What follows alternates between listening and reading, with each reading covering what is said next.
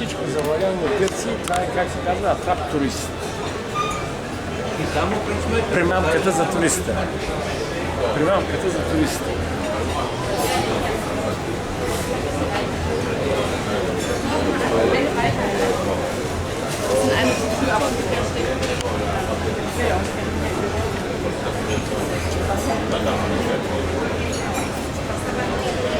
Продължаваме.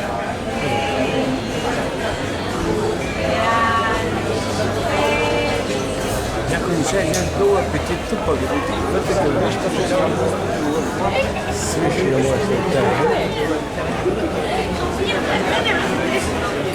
И френски няма чуя да се говори.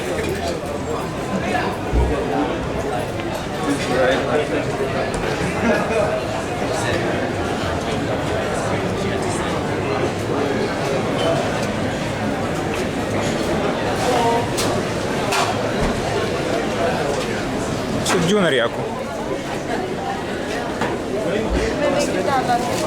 Има ги тия месата ги сме деца. Да бе, те при нас са същите. Също има ли ги в България? Разбира се, това са дюнерите.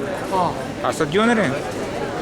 Това е при нас пълно с такива. Тук гърци ги правяха тия. Но то е едно и също. Много хубаво беше.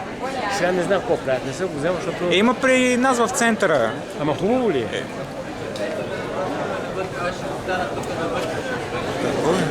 Я да снимеш при минути. Какво се прави? Сега ще опаня оне на дъгащите.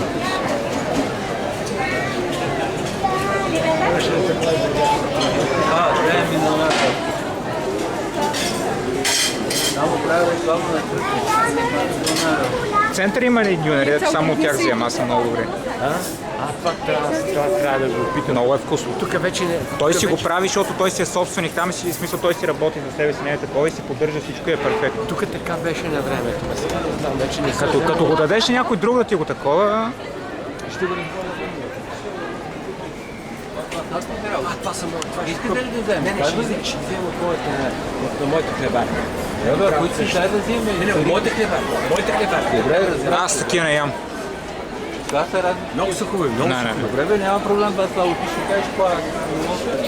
С кафето, това е страхотно, знаеш, много яки. А с коняк също върви.